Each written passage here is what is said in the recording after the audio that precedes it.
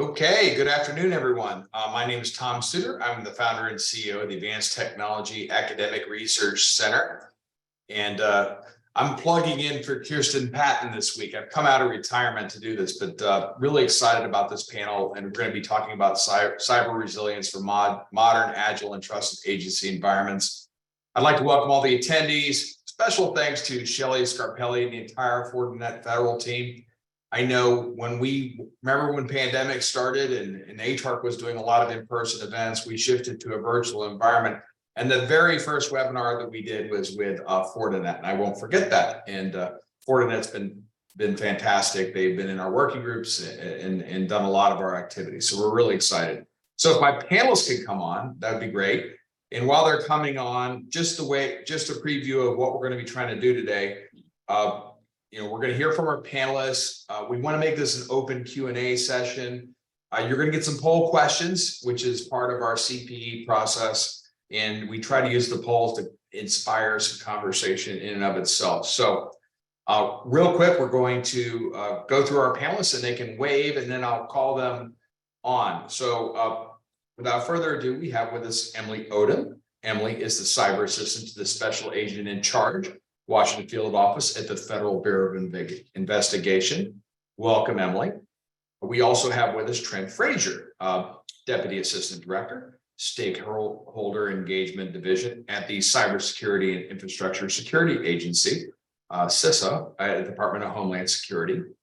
And last, but certainly not least, we have Felipe Fernandez, who's the Chief Technology Officer at Fortinet Federal. Welcome all. Maybe we'll start off with you, Trent, to kind of frame what does cyber resilience mean? How are you using it at CISA? And kind of just to kick us off, that'd be fantastic. Sure. Thanks, Tom. And thanks for the opportunity to participate today. Really appreciate this chance to engage with you and the audience here. So within CISA, you're really starting to see, I think, and this is broadly across the government and private sector, a real evolution in the way that we think about cybersecurity. Historically, cybersecurity, in its nascent years, was really largely viewed from the perspective of how we can defend our networks, how we can defend our end users and our products and services, and ultimately the protections we can put in place to prevent intruders from gaining access to critical information and systems.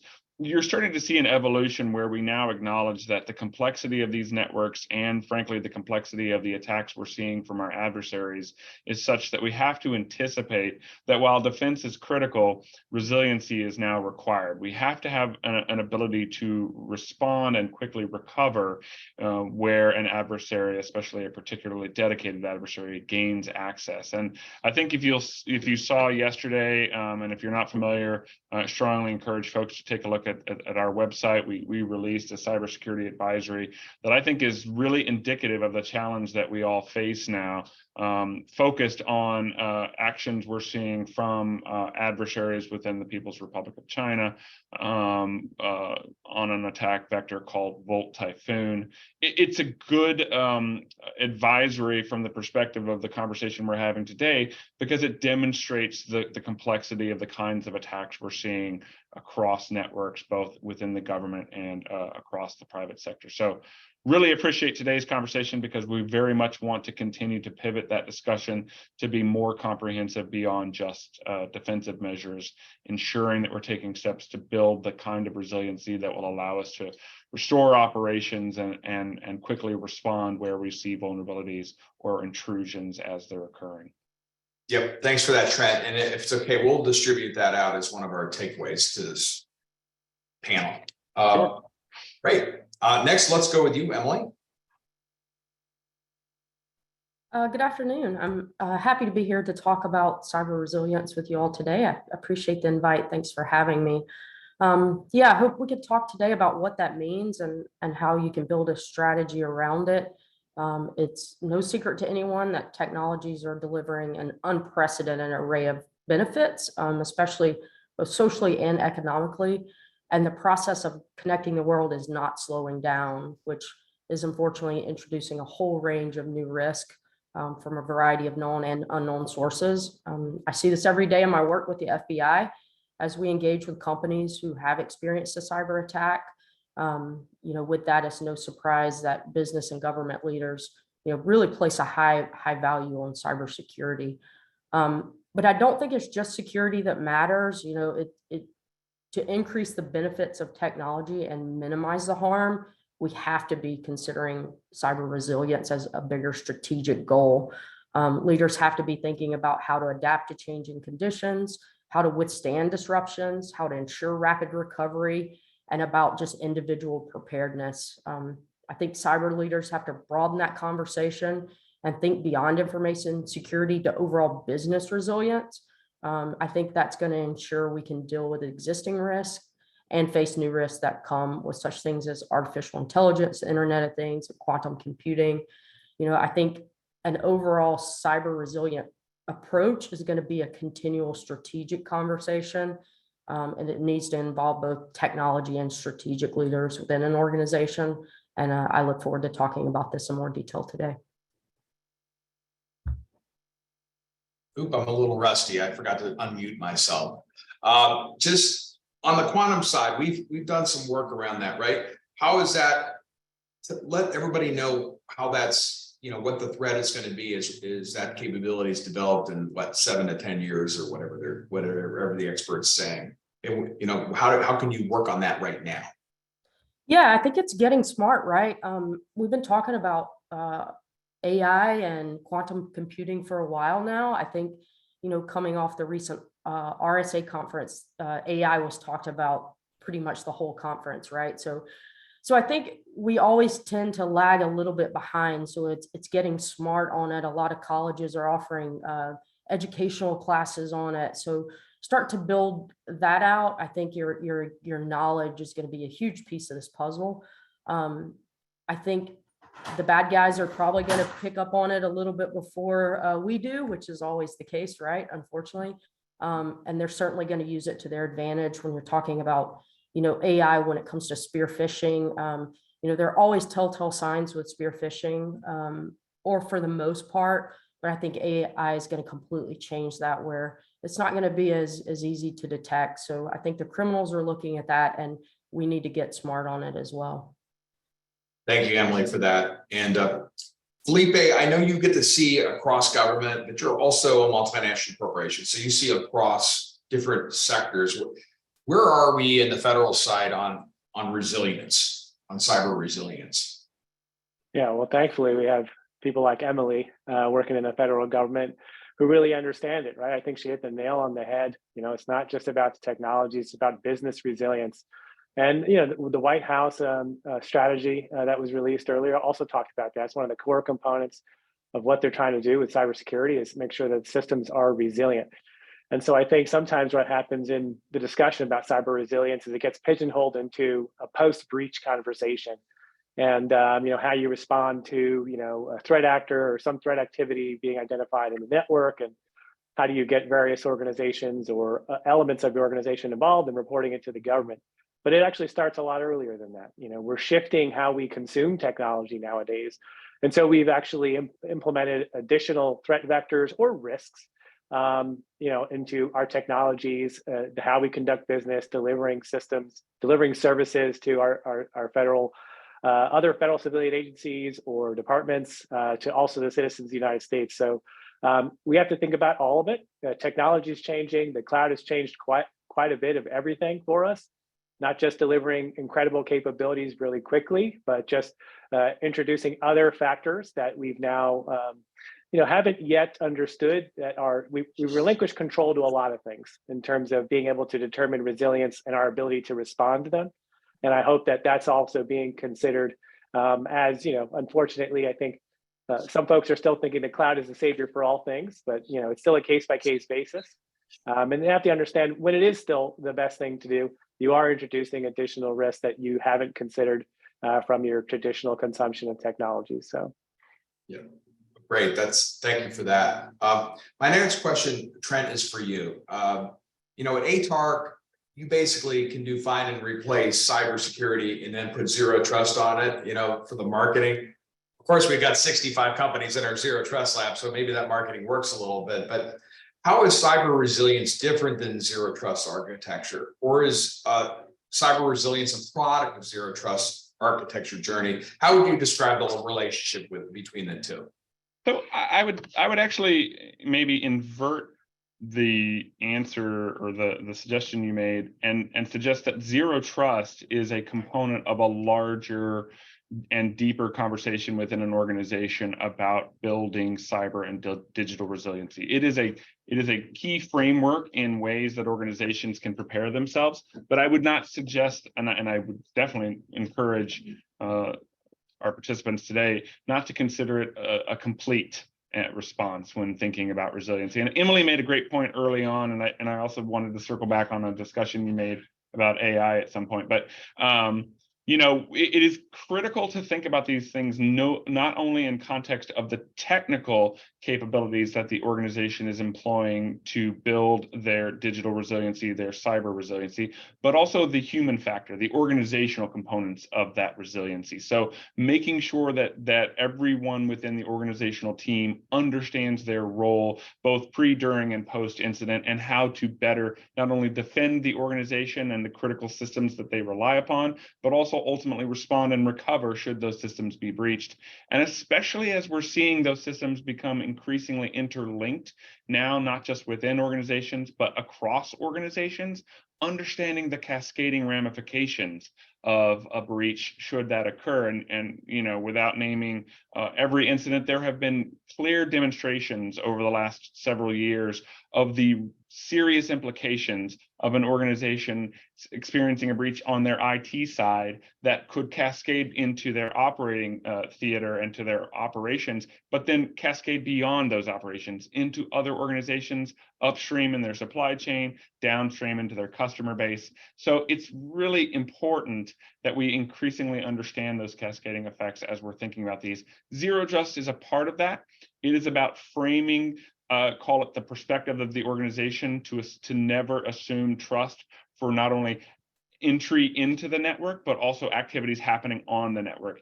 And increasingly, that's going to be very important because our adversaries are beginning to employ not just malware or the more conventional attack vectors, but really starting to use vectors that otherwise would appear innocent within a network. So zero trust is going to be an integral part of our ability to defend and respond.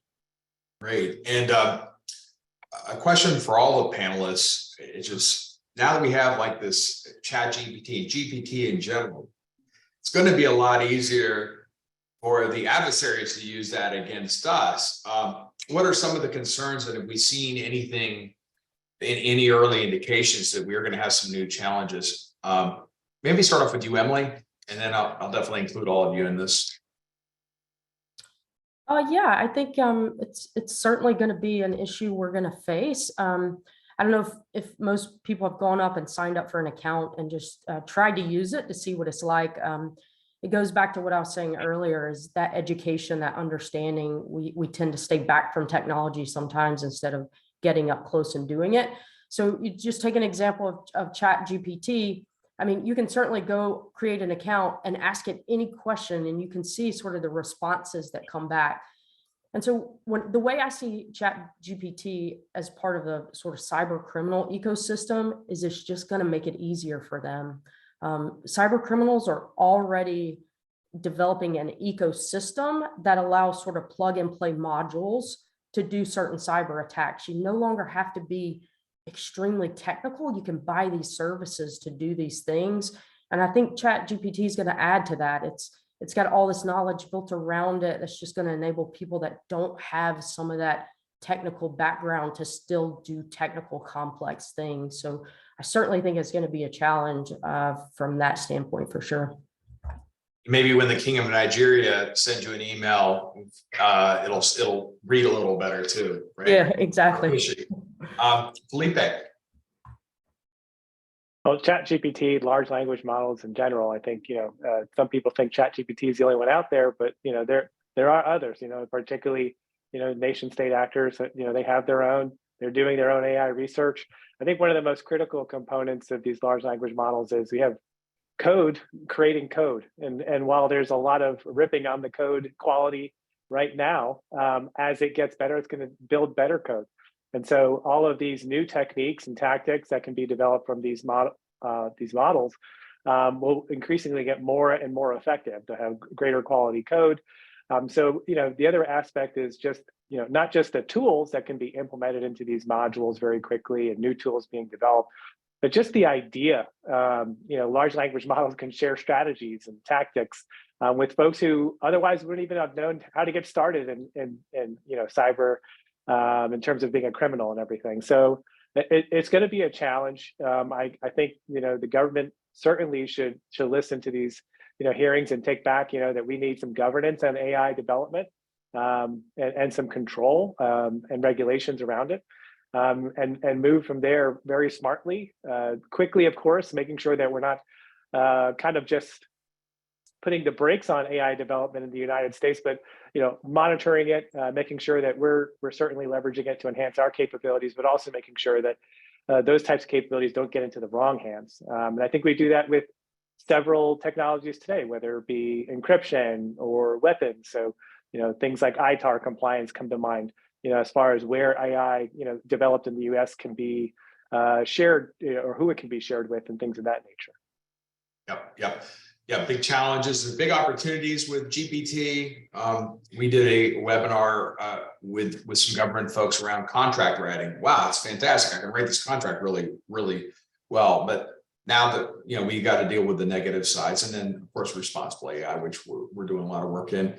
Trent, anything else you want to add on this? Yeah, it's a good question. I do want to just highlight that I think ChatGPT is probably it's like the celebrity in a stage play that's been going on for years. Yes. And in truth, really at CISA, the way we think of AI now is from 3 vantage points. One, we obviously have increasing concerns about how to defend national critical networks against AI-based or AI-supported attack vectors. But there's also an increasing discussion about how we employ AI as a defensive capability, right? So AI can be a resource and tool for agencies to defend their networks.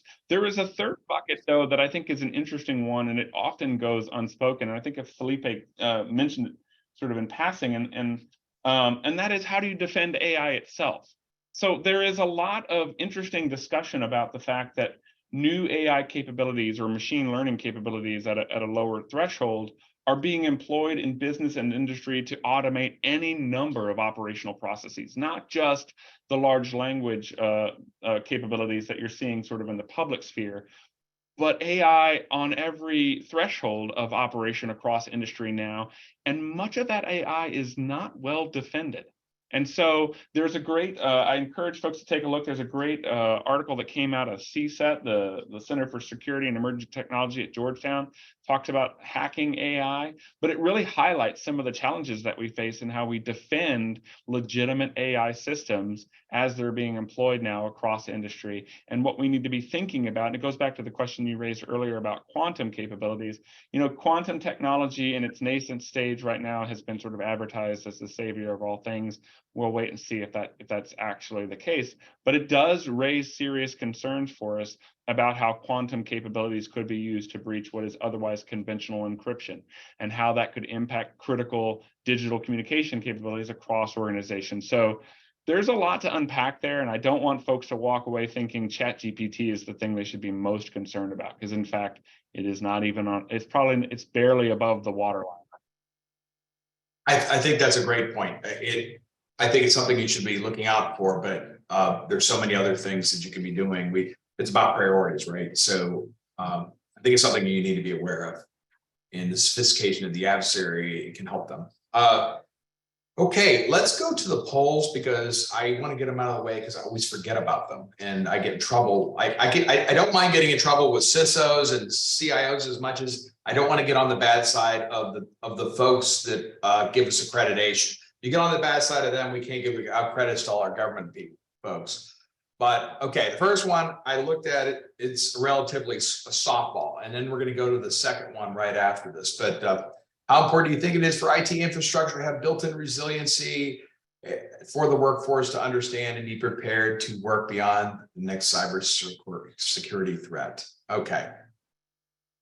All right, we'll get that. I know you all are quick on the trigger. We got questions already coming out. We'll get to that.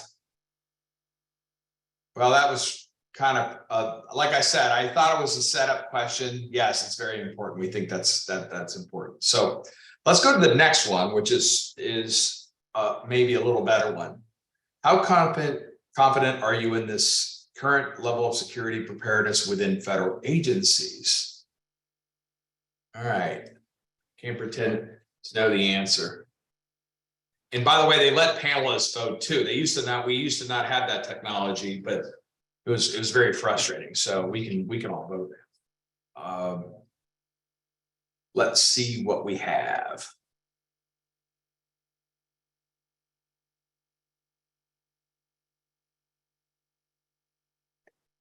Any surprises there? First one, I don't think anybody was surprised. Second one, actually a little bit more promising than I might have thought. Yeah, I thought it was more promising than I was anticipating. So that's a pleasant surprise.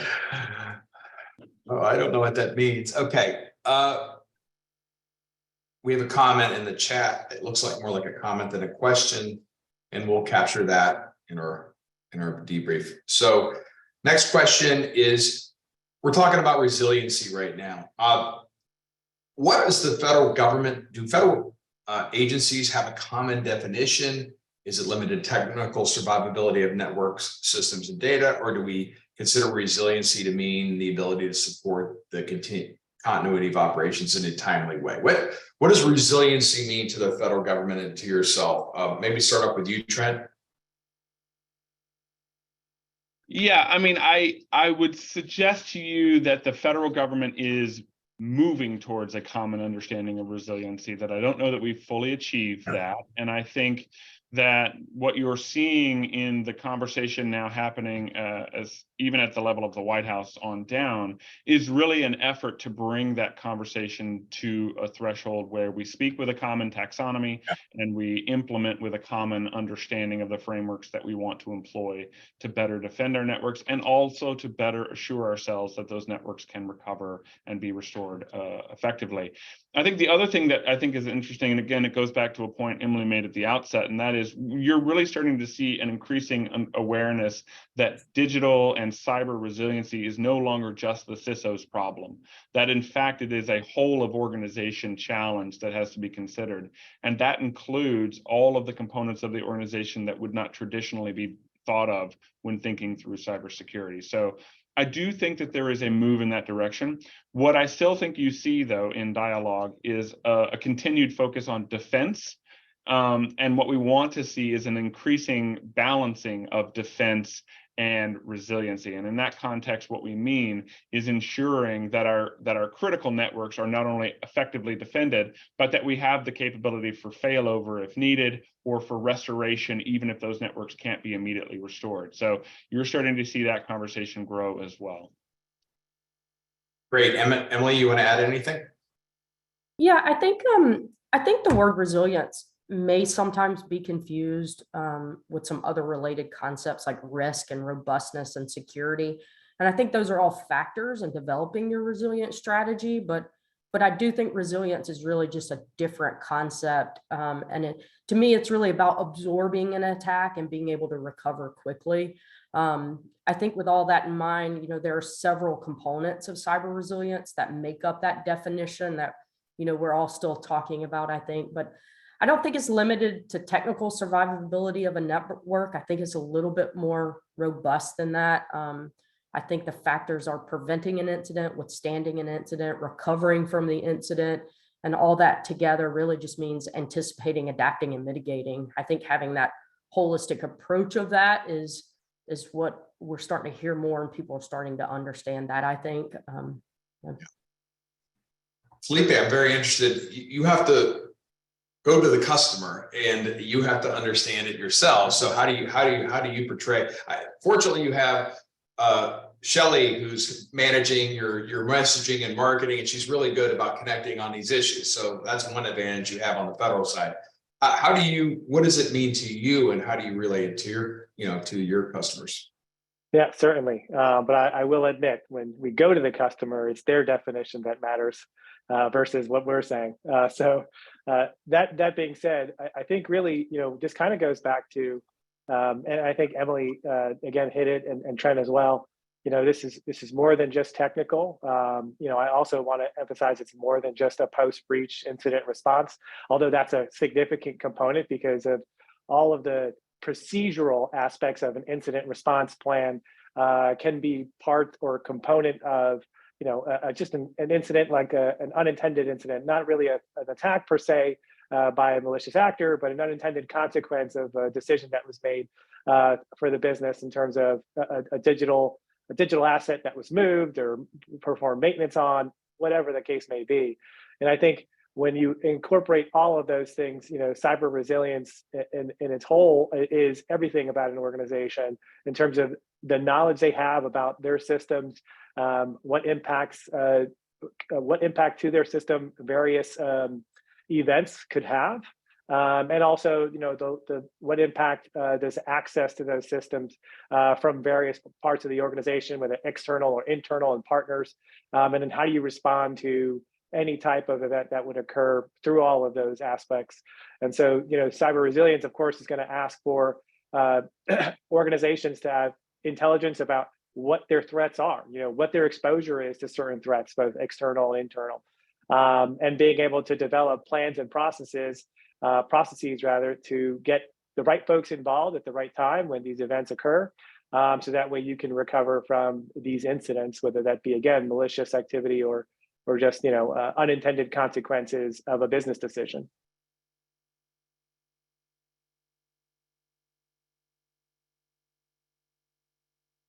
I did it again. I'm rusty. Thank you very much for that. Any questions you all want, feel free to fire them in. Otherwise, I'll keep asking away here. My next question is cyber resilience part of a government agency executive lexicon, or do CIOs, CISOs have some work to do to make sure cyber resilience and the importance of it is widely accepted? So I just see what a CISO has to go through. They have to go through their day-to-day. There's always some kind of crisis going on. All these mandates are applying from everywhere else, and so most of them are unfunded. They're applying for TMF. They're trying. How do they do this, and whose responsibility is it? Obviously, it's more than the CISOs. How do they put together a plan and just get some thoughts on that? Maybe we start off with you, Trent. Yeah, I mean, I think it's critical to start from a consequence perspective when trying to start your planning process. And what I mean by that is oftentimes what we do is we sort of start from the threat vulnerability side of the equation. We sort of ask ourselves, what are the threats out there and what are we vulnerable to? I think it's really important to really take a concrete and meaningful inventory of the real essential capabilities that you have to have in operation within your organization or company, and think through the consequences for what different kinds of disruptions to those capabilities might entail, and then begin to build from there where you see potential threats or vulnerabilities. That would be, from a planning perspective, then would allow you to think through who to bring into that dialogue. So as you're starting to think through consequence, you immediately begin to see the interconnectedness of your technical capabilities with your organizational culture, your organizational dynamics, and the internal processes that the organization relies on to accomplish whatever its mission, product, or service is. And then you use that to frame the dialogue about steps you can take to build resiliency against those potential disruptions. At the national scale, that's sort of the model that we employ when we think about potential disruptions to critical infrastructure. We think very much from a consequence perspective, and then we examine where those vulnerabilities exist that we need to mitigate to prevent that consequence from emerging.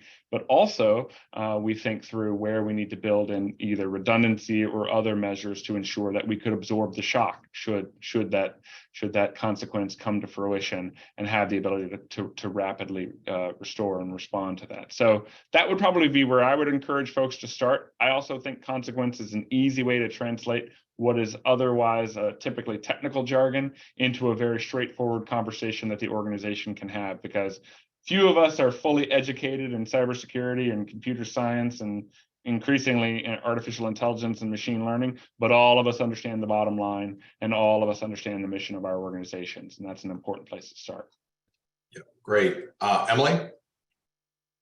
Yeah, I think maybe a little different perspective, like from a law enforcement perspective, right? Like we're there to investigate an incident, right? But we recognize that one of the organization's main goal is to get back online and get back to work. That downtime costs them money. It can be reputational harm. But our main goal is to investigate, and that requires like gathering evidence, obtaining forensic images, understanding the network. These things can take time and can impact the ability for those companies to get their systems back up right at the time when they're most busy. So I bring that up to say, like, when we're talking about building our strategies, like engage law enforcement, right? Like when that incident happens and you make that call, hopefully to law enforcement, you want to know what that's going to look like, right? Is that going to impact if you have further downtime or not? And have you engaged them enough to know what their expectations are, and how that process is going to work? So I would just encourage, people as they're building their plan and they're thinking through this, think about that aspect, find your local law enforcement partner, whoever it is, and just make that contact, because it really is about being prepared and knowing what to expect. Yeah, I know CISA does a lot of this too, of course. They have their regional folks, they work with the FBI. I think you'd rather be helping somebody prevent something happening than having to work a crisis, right? Yep, exactly. I think we'd rather do that. Felipe. Well, I'll just touch on something Emily said just to emphasize it. No organization is in it alone. Having the right mission partners, whether it be federal agencies, law enforcement agencies, as part of your incident response plan, or cybersecurity partners to get ahead of these threats, to know when something is coming, to better assess your organization's cybersecurity posture. You want to minimize your attack surface. You want to implement privileged access management as much as possible. Things like that. And from a technical perspective, like Trent even talked about, is not everybody's going to be up to speed on all of these technical capabilities that can help them with cyber resilience, but they will understand with the help of partners. And so I think that's something to consider for all organizations is, know where your shortcomings are in terms of knowledge, where you are in capabilities, what other capabilities exist, and reach out to trusted partners, trusted federal agencies, local law enforcement, to see what assistance you can get and learning more about what you can do to improve your cyber resilience. Yeah. And Tom, I wanted to follow up on that because Felipe makes a great point, and that is, don't expect that you need to be an expert to be able to take action here. I mean, to your earlier point, CISA has regional staff. I know the FBI field offices certainly provide a lot of support, especially during incidents. And there are countless entities within and across the private sector and industry that can provide a lot of really engaging support. So another piece of advice I would offer is, rather than being an expert, try to be an educated consumer of the services that you need, and think in terms of how you can employ those capabilities to defend and ultimately build resiliency within your networks. But reach out. We have 10 field offices. We have cybersecurity advisors. We have folks who are literally there to be there left of boom to help you before an incident occurs. So by all means, please reach out to us and partner with us, because we are here to support you. Not to be a CISA commercial, but we're working with them on a lot of things. There's this IJAA, the building infrastructure bill, that was like a year and a half ago, and state and locals are getting opportunities, and we're trying to help them get grants to kind of upgrade their game. I think resilience is a really big part of that. And, we're working with CISA right now on a K-12 initiative to kind of up the schools, because there's been ransomware and we're going to talk maybe a little bit about that. Ransomware in schools, they shut down the Albuquerque, New Mexico school system for a little bit there. So it's out there in the state and locals in particular. We have a question that I think is, I like where the person, I'm not going to say who it is, but would redundant data availability via satellite telemetry or something similar help in the resiliency and continuity, at least for the data component? That's where you want to be thinking. You want to be thinking of what am I going to do if this system goes down, right? How do we do that? Is it wargaming things out there? You know, you're testing for zero trust, something fails. Is that a good opportunity to learn from those lessons? What is the con ops for that? What would you suggest to folks that constantly be testing what they're doing? Maybe start off with you, Emily.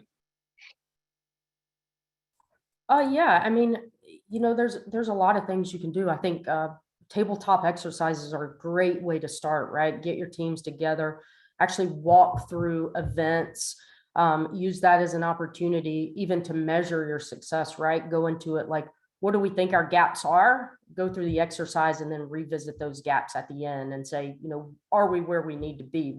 Did we have those things in mind? So, you know, tabletop exercises, pen testing, you know, all of that stuff has to be a constant part of what you're doing because technology is evolving so rapidly. There's new vulnerabilities every day. So you just got to keep at it. You got to keep testing. You got to keep having those conversations. Yep. Thank you. Felipe? I will second the tabletops. I think there's so much you can learn from that, not just, you know, how prepared your systems were for a particular event, but also how prepared your people were from a processes perspective. You know, did the person who discovered the event get, you know, notify the right teams, get the right stakeholders involved, or executives made aware within a certain time frame, and then also consumers, were they protected? Consumers of a service, not just, you know, for businesses and stuff. But you know, just you can also identify where there's gaps in your capabilities. So your ability to immediately respond. How well are your technologies that you've implemented to help you identify, you know, threats and recover from them?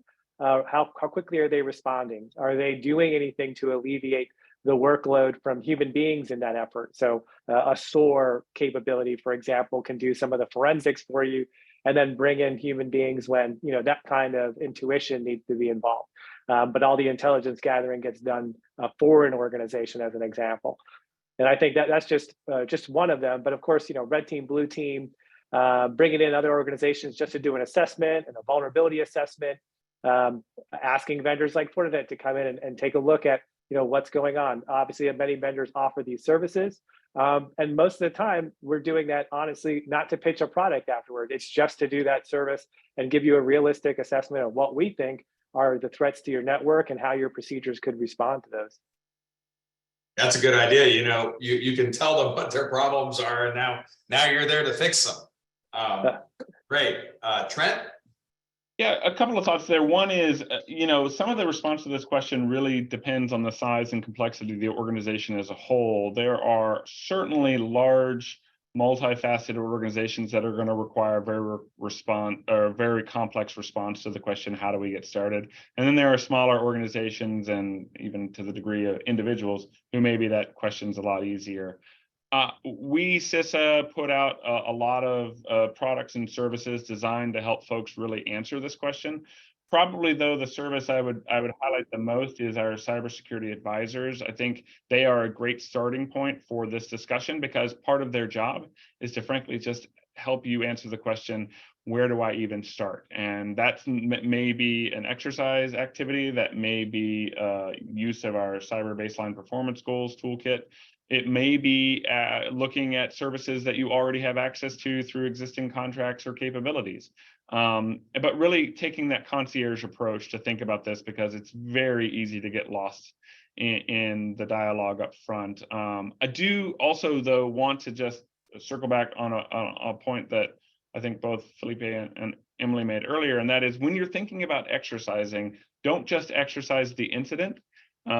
Exercise with the understanding that you're looking to exercise your resilience to the incident. So that should mean your exercises include more than your IT personnel. You're bringing representation from the whole organization to those exercises, and you really are examining through the exercise your resilience to potentially an intrusion or some other attack vector. And I will tell you this, we within the federal government are beginning to do this at the national scale, where a lot of our exercises in cyber are evolving beyond intrusions and attacks towards the notion that the intrusion occurred, the incident resulted in a consequence, and now we have to recover. So we strongly encourage that for all involved here. We think it's a critical step in building resiliency. Yep, and this could be for anybody. Oh, Emily, you want to Go ahead. Yeah, just one thing I wanted to mention, if we're talking about cloud migration operations, from the question. Yeah. You still have some of the same, considerations with cyber resiliency when you're talking about moving into the cloud. You also have a different, more complex layer, right? Like those systems are still going to be pretty vulnerable to the same attacks, whether that's in the a system in the cloud or a system like on your own network. But you got this extra layer of having to sort of mitigate and work through that company on that threat specifically. So when you're talking about moving to the cloud and cyber resiliency, you got a lot of the same considerations. So don't think just because you moved it to the cloud, it's going to make it that much easier to get things back up and running. Some aspects can be easier, but you still have a lot of considerations from that side of things. Yeah. Anybody else want to add to the cloud? We got a question around, cyber resiliency and the cloud migration. Any other tidbits on that? Yeah, I mean, in truth, within CISA, we strongly encourage a lot of organizations to consider cloud as an option to bolster their resiliency.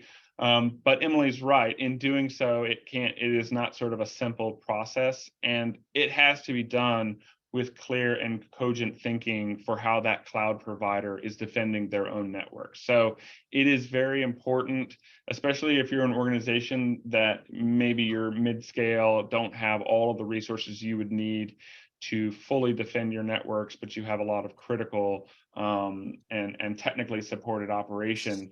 Cloud can be a great vehicle to help you because those hyperscalers in particular bring a lot of capability to the table that you may not otherwise have access to, but you want to do that with your eyes wide open. And cloud can sometimes mean different things to different people. I just want to suggest that there are a lot of cloud providers out there who may not bring all those capabilities to the table. So choose carefully and plan accordingly. So a few years ago, when it came to the cybersecurity, they're like, I don't want to go in the cloud because it's not secure. I think we moved past that. Is cloud helping us with resiliency? I mean, it's different, but it is. It can. Especially against certain types of attack vectors, it is a very capable tool to defend. But Emily is absolutely right. Cloud brings its own unique set of challenges and risks, and there are discussions, I will say, happening with all of those cloud providers to begin to anticipate where we see our adversaries evolving and how they are beginning to see cloud as a potential. So we still believe cloud is a vehicle for resiliency, but it should be done eyes open to what's evolving on the horizon. Yeah, Felipe, I'd really like to hear about you on this, because I know that you've been around for a while. So you've been going through the data centers. Now we're hybrid and cloud. And go ahead. Right. So I think, when we think of cloud, we're thinking of the platform as a service, right? So we're going to move our data maybe to Amazon or Microsoft, whoever else. But don't forget, it's a shared responsibility model, right? In terms of security. So I think that's the risk that organizations take when they say, okay, we're going to move such and such application, such and such data to the cloud, because they're maybe forgetting or omitting from this plan that the how you're resilient around these applications and data changes. The skill sets that are required from those who are responsible to do that migration and then protect and keep available whatever data and system has been migrated. They may not have that. They may have the knowledge of how to keep it up while it was on a server in the data center, in the local office, et cetera. Now, it certainly does provide benefits in the fact that all of the physical, all of the platform security is being taken care of, but they're not going to stop you from creating bad access restriction potentially, not by default anyway. There are tools that you can consume or purchase to help with those poor configurations and things of that nature.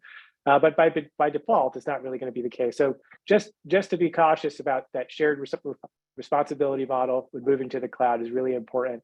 And I hope more organizations are taking that into account. That really was an Achilles heel early on, particularly in the pandemic, both in the private sector and government alike.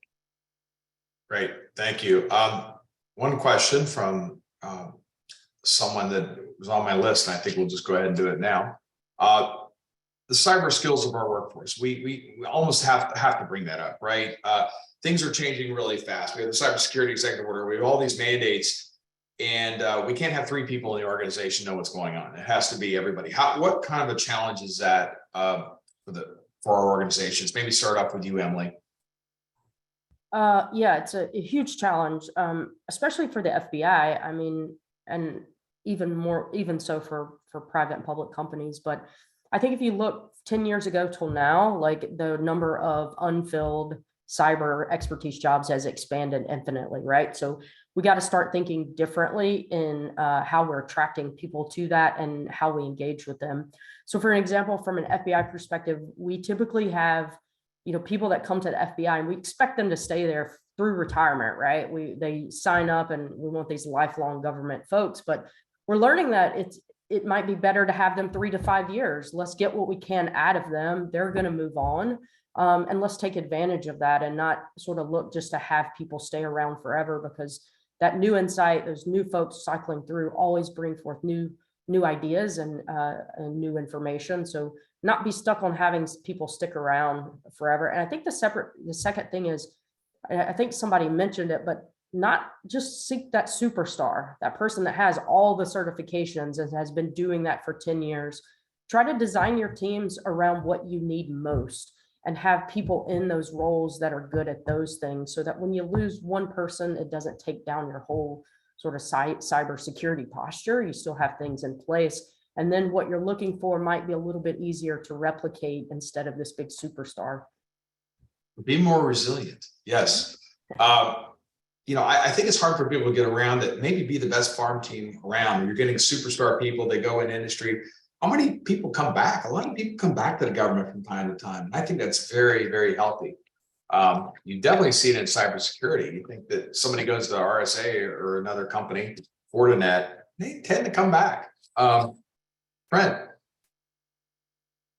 Yeah, I mean, I'm gonna completely agree with Emily on all of her points. I mean, I think we within CISA are very much thinking less in terms of the sort of historical notion of a career public servant, and more in terms of an individual who moves between government and private sector. And Tom, to your point, we do want that to be cyclical. We want folks to come in and out, because that exchange of expertise that happens through that process really does benefit us. We are also thinking sort of from 3 perspectives. One is, what can we do to really encourage folks who are currently in other career paths to move into an upskilling or reskilling path that will bring them in? And I think to sort of build on one of the points Emily made, we really want to think in terms of not just the superstar who graduates with a PhD and multiple certifications. That person may satisfy a critical role within an organization, but there are plenty of people with journeyman credentials who satisfy other critical roles within the organization. And that is the entirety of the workforce we have to think about when we're thinking about workforce. So we're thinking in terms of that capability. We're also starting to build relationships with, vocational programs and universities and other post-secondary education, where we can start to create a pipeline of folks who have interest in our career paths and use that as a vehicle to bring them on board. They then get experience with us and then can use that experience to benefit them down the line if they choose to leave into the private sector. So having that pipeline effect is really critical for us. And then finally, we're starting to think in terms of the generation to come, because as we've all discussed, most of us will probably be obsolete when AI takes over and the world is run by computers. So we have to plan for the generation that has to come online and really to take the reins at the time when we will have advanced far beyond our current thinking about cybersecurity. So we're thinking in terms of that the totality of that life cycle for workforce, and really starting to build the workforce for the future. And Felipe, I know you're a cybersecurity company. You have to deal with this internally yourself. How can you automate some of the functions so you can stretch a person and give them more capability? So I know that's got to be something that you're trying to design in there all the time, right? Right, that's exactly right. Yeah, step 1, automate. So there's a lot of processes, there's a lot of things that go on an individual's plate to serve in any role nowadays, particularly with cybersecurity, particularly with, in business dealings with the federal government. There's lots of paperwork, there's lots of approvals, there's lots of this and that. So automating a lot of these things is really important. As far as educating, it's important for us to build great documentation, build a program that survives, of course, people leaving, whether it be superstars or a large percentage of individuals. I hate to point out to multiple examples in the public, but there's a very popular social media company that we let go of let's say 80% of their staff, and somehow they're still around, right? The platform survives minus very, very, very large events. But it's very similar to that. And so building a program, building processes, and the way those processes are implemented that can survive people leaving and new people coming on board, and delivering time to value in a shorter time span. That's really important. So obviously having documentation, and same thing goes for the consumers. If we talk about just cybersecurity, maturing cybersecurity knowledge, talking about the generation to come, or people new into cybersecurity coming from other disciplines, whether it be teachers. By the way, some of the greatest cybersecurity people I've met, today were teachers 3 years ago, teachers 4 years ago. Just a tremendous shout out to that, to that side, that professional workforce. They bring everything from that discipline to cybersecurity. It's been phenomenal for us. But really, it's important. And I think if we think about AI, these large language models, if we're training them on data that's available on the internet, I mean, I'm just an advocate for get rid of the paywalls for important information that can be of service to people, whether it's vendor documentation on how to do cybersecurity, how to do things better with applications, how to better configure things, how to learn a new skill. I think it's really important, so that way humans can interact with those tools to quickly get up to speed and again deliver their time to value on delivering for something new, a new role, a new capability, is much shorter than what we have today, and definitely what it was a decade ago. No, fantastic. Trent, I'm going to clean up one of the questions with you. You seem to be a definitional person. Cyber resilience sounds very similar to COOP, and we did a lot of COOP. What is the difference? And how some? Can you parse that out for us? Yeah, I mean, I think you're starting to see, this is sort of like when systems and engineering and the biological sciences started to merge their lexicon. This is the same thing. I think you're starting to see a lot of those earlier concepts of resiliency from what we think of as continuity of operations and emergency preparedness really starting to enter the cybersecurity field, and we're starting to think and put a different spin on those original notions. I think in this context, though, the fundamentals are very consistent, and that is having your ability to absorb the shock to your system and your ability to rapidly respond, recover, and ultimately resume some normalized operations or capability. And so that Felipe doesn't call me out for a third time, obviously we don't want to just focus on incident response. That is a much larger dialogue, but in this context, I think where you're seeing that overlap, which I actually think is really beneficial, by the way, because now you have a lexicon that folks who aren't in the technical professions can speak with folks who are in the technical professions. And since some of those principles have similar foundational elements to them, it really opens the door for dialogue. So to be frank, in some conversations we've had with folks who represent, like hydrologists from a local water district, and we talk to them about digital resiliency, it really helps to have the conversation at a scale that they can think about, because it opens the door for discussions about mitigations and measures that would normally not be a part of a normal CIO or CISO's conversation, but really should be part of the conversation when we talk about cybersecurity and technical and digital resiliency. Great. Thank you. And Emily, I look at the special forces, they have to pass, what do you call the Hell Week or whatever the SEALs have to go through.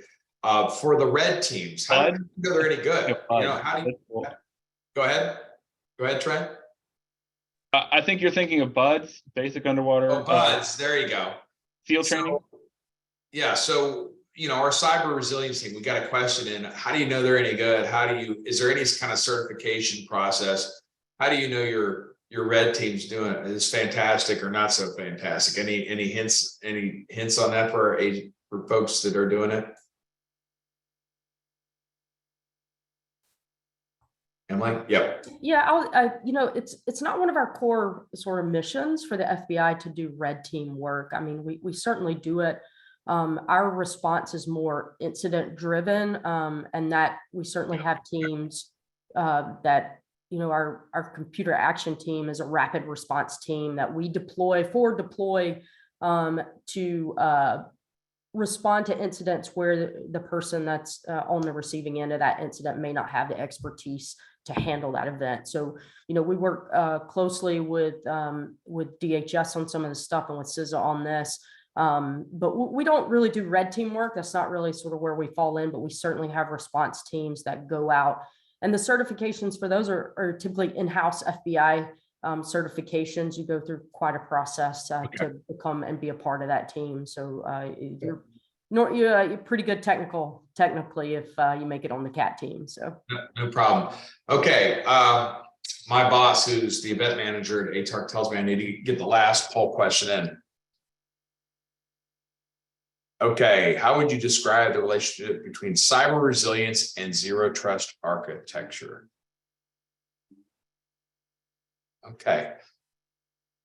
We'll get that in under the wire with 4 minutes left. Okay. I think we got quick triggers. I can tell with our crowd. What are our results?